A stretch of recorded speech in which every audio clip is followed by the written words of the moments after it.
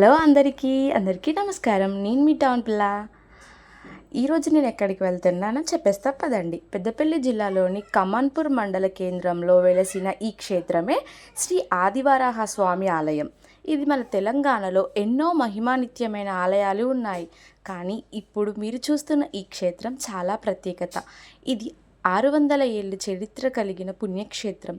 ఇక్కడ స్వామివారికి గాలి గోపురం కూడా ఉండదు. కనీసం గర్భాలయం పైన పైకప్పు కూడా ఉండదు. కేవలం ఆకాశమే. వరాల స్వామి ఎవరైనా అసలు ఇక్కడ పైకప్పు ఎందుకు నిర్మించలేకపోయారు?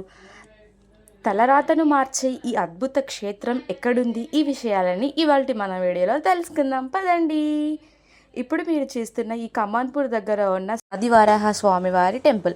ఇక్కడ కనిపిస్తున్న బోర్డు స్వామివారికి వెళ్ళే దారి అన్నట్టు. మనం బస్సులో వెళ్తే బస్సు ఇక్కడ ఈ బోర్డు దగ్గర ఆగుతుంది. ఇక్కడ కనిపిస్తున్నాయి కదా కొబ్బరికాయలు, పువ్వులు. స్వామివారికి ఇక్కడ ప్రత్యేకత ఏంటంటే ముడుపు కట్టడం. ఇక్కడ ఈ ఆంటీ దగ్గర అన్నీ ఉన్నాయి. టెంపుల్ దగ్గర అంటే కొంచెం రేట్ ఎక్కువగా ఉంటుంది కాబట్టి మేము ఇక్కడే అన్నీ తీసుకున్నాం. కొబ్బరికాయ, పువ్వులు, పండ్లు. స్వామివారికి కట్టడానికి ముడుపు కూడా మేము ఇక్కడే తీసుకున్నాము. మీరు కూడా ఈ టెంపుల్కి వెళ్ళాలనుకుంటున్నారా? మీరు ఈ క్షేత్రాన్ని దర్శించుకోవాలంటే పెద్దపల్లి జిల్లా కేంద్రం నుండి సుమారు 20 కిలోమీటర్ల దూరంలో ఉన్న కమాన్పూర్ చేరుకోవాలి.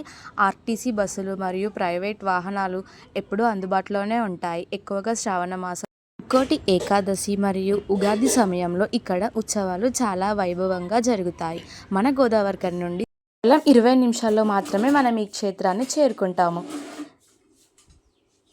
కనిపిస్తుంది కదా బోర్డు. మనం బస్సులో వస్తే బస్సు ఇక్కడే ఆగుతుంది.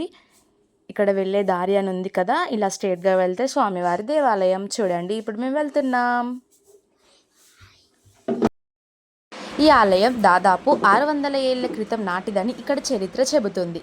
ఇక్కడ విగ్రహం మనిషి చెక్కింది కాదని, అది ఒక స్వయంభూ శిలరాతిపై వెలిసిన రూపం. మొదట చిన్న ఎలుక పరిమాణంలో వెలిసిన ఈ విగ్రహం పెరుగుతూ వచ్చిందని స్థానికులు చెబుతూ ఉంటారు.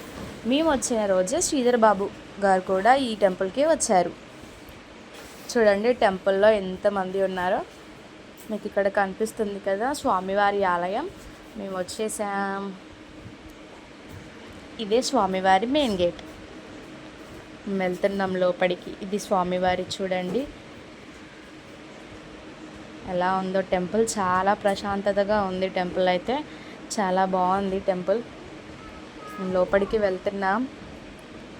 చూడండి అక్కడ చెట్టు ఉంది కదా, అదే ముడుపులు కట్టే ప్లేస్ అన్నట్టు. అక్కడ స్వామివారి అడుగులు కూడా ఉన్నాయి. నేను ఫస్ట్ దేవుని దర్శనం అయ్యాక అక్కడ ముడుపు ఎలా కట్టాలి, స్వామివారి పాదాలు అవన్నీ మీకు చూపిస్తాను పదండి.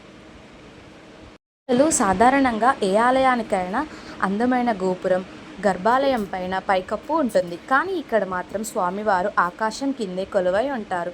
దీని వెనుక ఒక ఆసక్తికరమైన కథ కూడా ఉంది.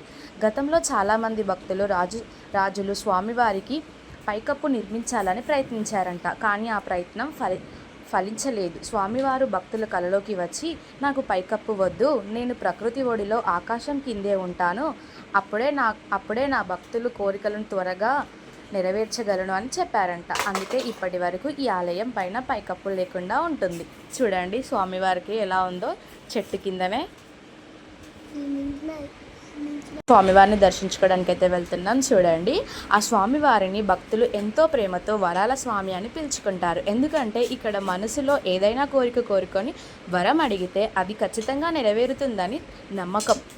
ముఖ్యంగా సంతానం లేనివారు, వివాహం ఆలస్యమైన వారు ఇక్కడికి వెళ్ళి స్వామివారిని దర్శించుకొని అక్కడ స్వామివారికి ముడుపు కడితే మన కోరిక నెరవేరుతుందని ఒక నమ్మకం. చూడండి ఇక్కడ ఇదే స్వామివారు చిన్న ఎలుక పరిమాణంలో ఉండి స్వామివారి విగ్రహం ఎంత ఎత్తుగా ఉందో చూడండి. ఇక్కడ స్వామివారికి పువ్వులు, పండ్లు, పాలాభిషేకాలు అన్నీ జరుగుతున్నాయి. చూడండి ఆ స్వామివారిని.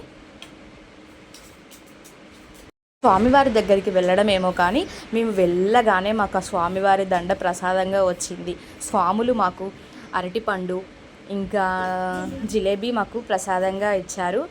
చూడండి ఇవే స్వామివారి పాదాలు అన్నట్టు, స్వామివారి అడుగులు ఇవి. చూడండి ఇక్కడ ఈ క్షేత్రంలో అత్యంత విశిష్టమైనది ముడుపు కట్టడం. భక్తులు తమ మనసులో ఏదైనా బలమైన కోరిక కోరుకున్నప్పుడు లేదా సమస్యతో సతమతమైపోతున్నప్పుడు స్వామివారిని వేడుకుంటూ ఇక్కడ ముడుపు కడతారు. చూడండి ఎన్నిగానం ఉన్నాయో ముడుపులు. ఈ చెట్టుకు కట్టారు చాలామంది. మేము కూడా అలాగే ముడుపు కట్టాము. ఫస్ట్ ఎర్రటి క్లాత్లో పసుపు, కుంకుమ, కొబ్బరికాయ, మనకి ఇష్టమైనంత చిల్లర డబ్బులు, అట్లా పువ్వులు అలా పెట్టుకొని ఒక్క ముడి మాత్రమే వేయాలి ఫస్ట్. ఇక్కడ మా మమ్మీ వేస్తుంది చూడండి, అన్నీ పెట్టింది. కాయిన్స్ లేకుండా మేము మర్చిపోయాం, చిల్లర కాయిన్స్. మమ్మీ ఫస్ట్ ఒక ముడుపు మాత్రమే వేయండి. ఒక ముడుపు మాత్రమే వేసి స్వామివారి మీ మనసులో ఉన్న కోరికను మంచిగా ప్రార్థించుకొని స్వామివారికి మొక్కుకొని 11 ప్రదక్షిణలు చేయండి. ఈ స్వామివారి అడుగులు ఉన్నాయి కదా, అక్కడే 11 ప్రదక్షిణలు చేసి స్వామివారికి ముడుపు కట్టండి. ఇది అల్లుబండ అంటారు, అంటే స్వామివారి పాదాల దగ్గర అన్నట్టు. ఇది మేము కాయిన్స్ పెట్టాము, ఇట్లా మా కాయిన్ ఇట్లా పెట్టంగానే ఆగింది అన్నట్టు. అది చూడండి, ఇక్కడ ఎవరో ఆంటే పెడుతున్నారు. ఇక్కడ పెట్టిన ఈ 3 కాయిన్స్ మాయే. ఆ స్వామివారి పాదాలను దర్శించుకోవడం వల్ల సకల పాపాలు తొలగిపోతాయని నమ్ముతారు. చూశారు కదా ఫ్రెండ్స్, ప్రకృతి ఒడిలో వెలిసిన ఈ అద్భుతమైన క్షేత్రం గురించి. మీరు కూడా వీలైతే ఒక్కసారైనా శ్రీ ఆదివరాహ స్వామివారిని దర్శించుకోండి. ఈ వీడియోని మీకు నచ్చినట్లయితే లైక్ చేయండి, మీ ఫ్రెండ్స్ అండ్ ఫ్యామిలీకి కూడా షేర్ చేయండి. నా ఛానల్ని మాత్రం సబ్స్క్రైబ్ చేసుకోండి ప్లీజ్. బాయ్.